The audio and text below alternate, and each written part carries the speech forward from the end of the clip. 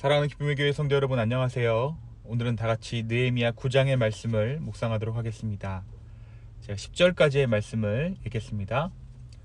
그달 29날에 이스라엘 자손이 다 모여 금식하며 굵은 베옷을 입고 티끌을 무릅쓰며 모든 이방 사람들과 절교하고 서서 자기의 죄와 조상들의 허물을 자복하고 이날의 낮 4분의 1은 그 자리에 서서 그들의 하나님 여호와의 율법책을 낭독하고 낮 4분의 1은 죄를 자복하며 그들의 하나님 여호와께 경배하는데 레위 사람 예수아와 바니와 감미엘과 스바냐와 분니와 세레바와 바니와 그나니는 단에 올라서서 큰 소리로 그들의 하나님 여호와께 부르짖고 또 레위 사람 예수아와 감미엘과 바니와 하삼니아와 세레바와 호디아와 스바냐와 부다히아는 이르기를 너희 무리는 마땅히 일어나 영원부터 영원까지 계신 너희 하나님 여호와를 송축할지어다. 주여, 주의 영화로운 이름을 송축하올 것은 주의 이름이 존귀하여 모든 송축이나 찬양에서 뛰어남이니이다. 오직 주는 여호와시라. 하늘과 하늘들의 하늘과 이로엘 성신과 땅 위의 만물과 바다와 그 가운데 모든 것을 지으시고 다 보존하시오니 모든 천군이 주께 경배하나이다. 주는 하나님 여호와시라. 옛적에 아브라함을 택하시고 갈대아 우르에서 인도하여 내시고 아브라함이라는 이름을 주시고 그의 마음이 주 앞에서 충성됨을 보시고 그와 더불어 언약을 세우사 가나안 족속과 헷 족속과 아모리 족속과 브리스 족속과 여부스 족속과 기르가스 족속의 땅을 그의 씨에게 주시라 하시더니 그 말씀대로 이루셨사오매 주는 의로우심 이로소이다. 주께서 우리 조상들이 애굽에서 고난받는 것을 감찰하시며 홍해에서 그들의 부르짖음을 들으시고 이적과 기사를 베푸사 바로와 그의 모든 신하와 그의 나라 온 백성을 치셨사오니 이는 그들이 우리의 조상들에게 교만하게 행함을 아셨음이라. 주께서 오늘과 같이 명예를 얻으셨나이다. 아멘. 오늘은 다같이 느헤미야 9장의 말씀을 묵상합니다. 우리가 어제 말씀 8장 가운데 수문앞 광장에 모인 이스라엘 백성들의 이야기를 함께 나누었습니다. 그들은 52일간의 성벽 재건을 마친 후에 그들이 살고 있던 곳으로 돌아갔다가 다시 예루살렘의 수문앞 광장에 모였는데 이들이 다시 모인 이유는 다름 아닌 책사 에스라로 하여금 하나님의 말씀을 듣고자 함이었습니다. 이제 이 에스라의 입술을 통해 하나님의 말씀이 선포될 때에 그들의 마음에는 회개하는 마음이 있었고 그들은 그들의 죄로 인해 통곡합니다. 그들의 죄를 깨닫게 된 것이죠. 그렇게 죄를 깨달았지만 또다시 죄로 물들을 수밖에 없는, 또다시 죄에 빠질 수 없는 그들의 본성, 그들의 죄된 악한 본성을 깨닫고 그들이 통곡하기 시작한 것입니다. 바로 그때 느헤미야가 어떻게 합니까? 느헤미야는 이들 가운데 기쁨의 잔치를 선포합니다. 그리고 그들은 율법에 쓰여 있는 대로 초막절을 지키기 시작합니다. 오늘 말씀 8장은 이 초막절을 지킨 이스라엘 가운데 일어난 일들을 기록하고 있어요. 7월 15일에서 22일까지 초막절을 지킨 이스라엘 백성들은 24일에 다시 모여 금식하며 회개하며 기도하기 시작합니다. 그들 마음 가운데 다시 회개의 때가 찾아온 것이죠. 이미 7월 초하루에 율법을 읽어주었을 때 사람들은 눈물로 반응을 보였었고 이어서 느헤미야가 기쁨을 선포하자 기뻐하고 즐거워했었습니다. 그런데 오늘 말씀은 초막절을 지킨 후에 다시 이들이 회개하게 되었다, 다시 눈물로 회개하게 되었다라고 기록하고 있어요. 왜 이들 가운데 이런 일들이 일어났을까요? 그것은 이들이 하나님께서 주관하시는 부흥을 경험하고 있었기 때문입니다. 그들이 지금 경험하는 것은 사람이 정한 어떠한 흐름이나 순서에 의한 것이 아니었습니다. 이들 가운데 주의 성령이 일했고 하나님께서 주관하시며 하나님께서 역사하시는 부흥을 지금 그들이 경험하고 있기에 그들은 다시금 회개의 마음을 허락받고 하나님 앞에 회개의 마음을 자복하며 주께 나아가기 시작했습니다. 그들은 하나님의 말씀 앞에 다시 모였습니다. 그들은 그달 초하루에 다하지 못한 회개와 다하지 못한 돌이킴, 다하지 못한 자복의 기도를 시작했습니다. 누군가 시켜서 하는 기도가 아니라 기도하는 마음들이 그들 가운데 일어났습니다. 백성들은 본격적으로 회개의 태도를 가지고 이방 사람들과 관계를 끊고, 그러니까 결혼 관계 및 생계를 위한 모든 거래 관계들을 끊을 것을 하나님 앞에 다짐합니다.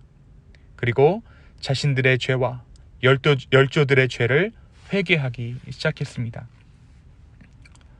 그들의 기쁨을 하나님의 말씀이 이끌었듯이 그들의 회개를 가능하게 한 것 역시 하나님의 말씀이었습니다. 그러니까 그들은 약 3시간, 낮 4분의 1 동안 율법책의 낭독을 들었고, 또 3시간 정도는 자복하고 하나님을 경배하는 데 보냈습니다. 총 6시간 정도의 집회였던 것이죠. 앞에 언급된 레위 사람들과 이름이 열거되지 않았던 레위 사람들이 백성들의 회개와 자복의 기도를 인도했습니다. 오늘 우리가 읽은 기도는 구약 성경에 기록된 형식을 갖춘 가장 긴 기도에 속합니다. 여기에는 3가지 주제가 드러나는데, 첫 번째는 천지를 창조하신 하나님입니다. 그리고 두 번째는 이스라엘 역사 속에 나타나신 신실하신 하나님입니다. 아브라함으로부터 시작해서 그들이 처한 현재의 상황까지 하나님의 신실하심이 어떻게 나타났으며, 반면 이스라엘 백성들은 대대로 얼마나 하나님을 거역하고 불순종하고 신실하지 못했는가를 그들이 고백합니다. 이들의 회개는 역사 속에서 이런 방역이 끊임없이 반복되었다라는 고백이었습니다. 그리고 3번째는 현재 이스라엘 백성의 공고함입니다. 그 결과로 이스라엘은 망하여 이방의 종이 되어 여기까지 오게 되었음을 인정하고 그들의 곤란이 심함을 하나님께 고백하고 있습니다. 다시 한번 하나님의 도움을 구하는 것입니다. 이러한 기도를 마친 후에 기도로만 회개한 것이 아니라 그들은 삶의 돌이킴을 다짐합니다. 이스라엘 백성은 다시 하나님 앞에 언약을 세움으로써 하나님의 말씀에 비추어 그들의 삶을 고치겠다고 언약을 맺습니다. 그리고 그들의 이름을 기록하여 임봉합니다.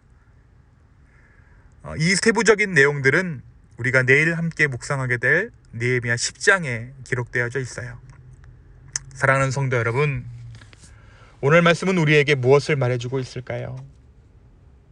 주의 말씀을 사모하는 자들에게 하나님께서는 반드시 회복의 은혜를 허락해 주십니다.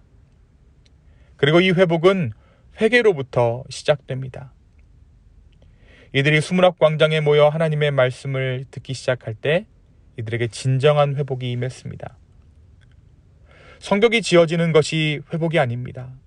사람들이 잃어버린 땅에 돌아오는 것이 회복이 아닙니다. 진정한 회복은 그들이 고국 땅으로 돌아와 성벽을 짓고 그 안에서 하나님의 백성이라는 그 소명에 합당한 그 삶을 살아야 진정한 회복인 것입니다.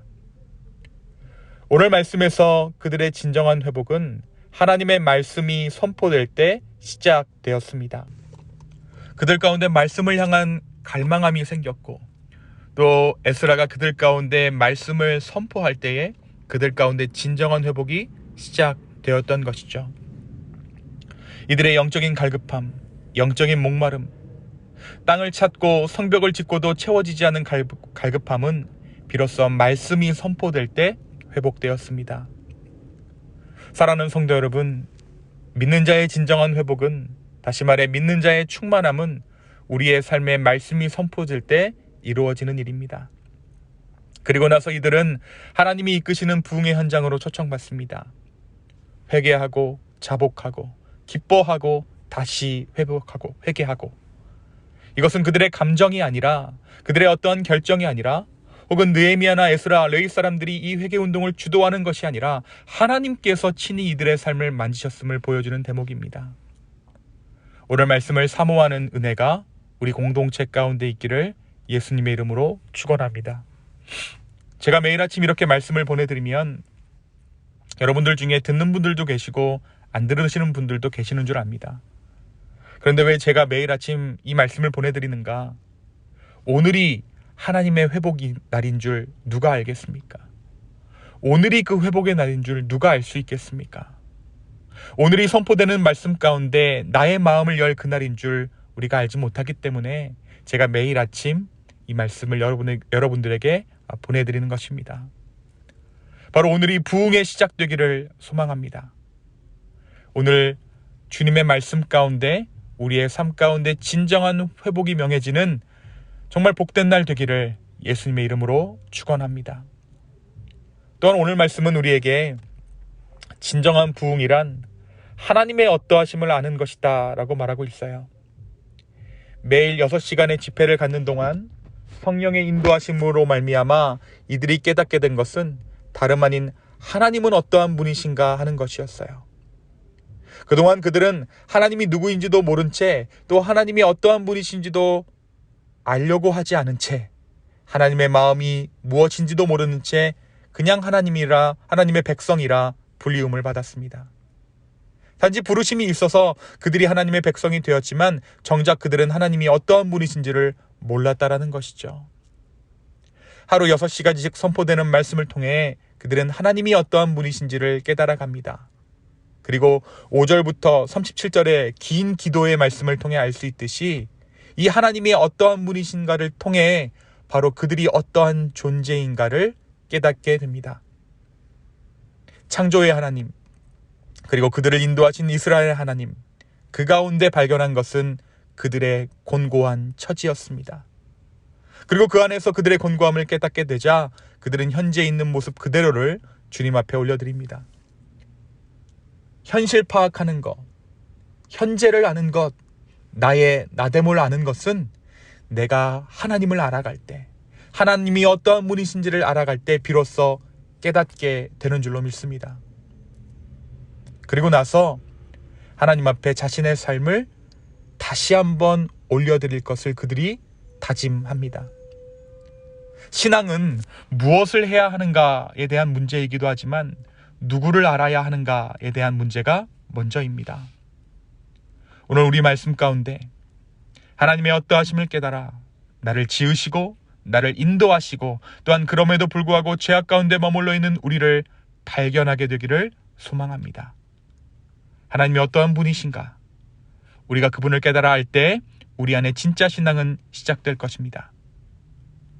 오늘 이 시작을 사모하며 말씀 가운데 하나님을 깨달아 우리의 처지를 깨닫고 주 앞에 우리의 죄를 자복하며 진정한 회복의 때를 명하는 저 여러분의 오늘 하루 되기를 예수님의 이름으로 축원합니다. 이 시간 함께 기도하겠습니다. 주님, 우리 가운데 말씀하여 주시고 주님의 말씀을 통하여서 회복의 때를 선포하여 주십시오. 다시 한번 우리의 상황과 우리의 마음을 아버지 앞에 올려드립니다. 하나님이 어떠한 분이신지를 마땅히 깨달아 우리가 어떠한 존재인지를 알고 주 앞에 기도함으로 나아갈 수 있는 기쁨의 교회 성도분들 될 수 있도록, 이 말씀을 듣는 주의 성도분들 될 수 있도록 주여 축복하여 주시옵소서. 감사합니다. 이 모든 말씀 살아계신 예수님의 이름으로 기도하였습니다. 아멘.